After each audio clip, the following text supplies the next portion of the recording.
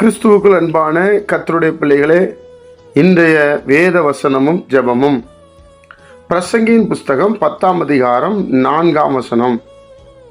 அதிபதியின் கோபம் உன்மேல் எழும்பினால் நீ உன் ஸ்தானத்தை விட்டு விலகாதே. இணங்குதல் பெரிய குற்றங்களையும் அமர்த்தி போடும். அன்புக்குரியவர்களே, எஜமான், அதாவது நீங்க வேலை செய்கிற முதலாளி, பரலோகத்தில் இருக்கிற தெய்வனா நீங்க எடுத்துக்கொள்ளலாம். கர்த்தருடைய பிள்ளைகளே, எஜமான் உன் மீது கோபத்தோடு இருக்கிறான் என்பதற்காக உனது வேலையை விட்டு விடாதே. இன்னைக்கு நிறைய நேரத்தில் தேவனுடைய பிள்ளைகளே, நமக்கு முதலாளியா இருக்கிறவங்க நம்ம மேல கோபப்பட்டா, இனி நான் வேலைக்கு வரமாட்டேன், வேலையை செய்ய மாட்டேன், அது ஊழியமா இருந்தா கூட இனி ஊழியத்துக்கு வரமாட்டேன், ஜபத்துக்கு வரமாட்டேன்னு சொல்லாதீங்க. அப்படிதான் எழுதுகிறார். உன் வேலையை விட்டு விடாதே. நீ அவர் கோபமா இருக்கும்போது அமைதியாகவும் இன்னும் அதிகமா வேலை செய்வதற்கு உதவியாகவும் இருந்தால் பெரிய பெரிய தவறுகளை கூட நீ திருத்தி கொள்ளலாம் என்று எழுதுகிறார்கள். தேவனுடைய பிள்ளைகளே, நன்றா அறிஞ்சுக்கிடுங்க.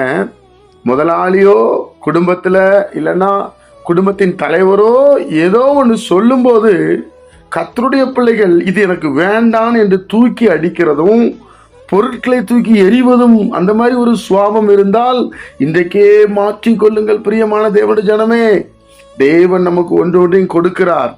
சிலர் பணத்தை தூக்கி எறிவாங்க, அதுக்கப்புறம்லாம் நீங்க வாங்க ரொம்ப கஷ்டங்க. ஏன்னா பணம் ஒவ்வொரு மனிதனுக்கும் தேவன் கொடுக்கிறார், அவனவன் செய்கைக்கு தக்கனாய் கொடுக்கிறார்.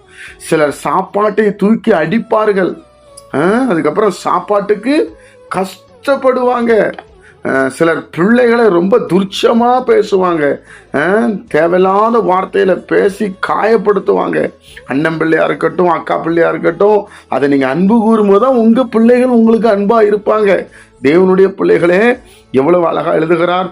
எஜமான் மீது கோபத்தோடு இருக்கிறார் என்பதற்காக வேலையை விட்டுறாத. அதுதான் உனக்கு ஆசீர்வாதம். நம்ம தப்பு பண்ணும்போது எஜமான் நம்ம மேல கோபப்படுவாரு. அப்ப அமைதியா இருந்து ஸ்தோத்திரம் செலுத்துங்க, நன்றி செலுத்துங்க. அப்ப என்ன நடக்கும்?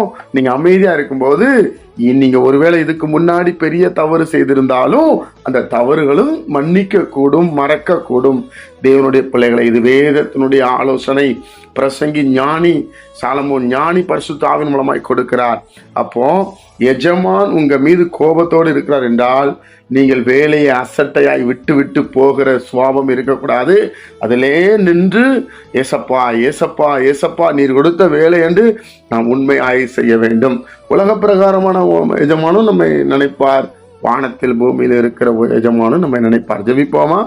பரிசுத்த பிதாவே, உடைய குமாரன் இயேசு கிறிஸ்துவின் நாமத்தில் வருகிறோம். வெளிப்பாடோடு இந்த வசனத்தை தருகிறதற்காக நன்றி. இதை கேட்கிற ஒவ்வொரு பிள்ளைகளும் தன்னுடைய வேலையில ஜாக்கிரதையாயிருக்க கர்த்தர் கிருபை செய்யும்படி ஜெபிக்கிறோம். கேட்கிற ஒவ்வொருவரும் ஆசீர்வதிக்கப்படட்டும். கர்த்தராகிய இயேசுவின் மூலம் ஜெபிக்கிறோம் நல்ல பிதாவே, ஆமென்.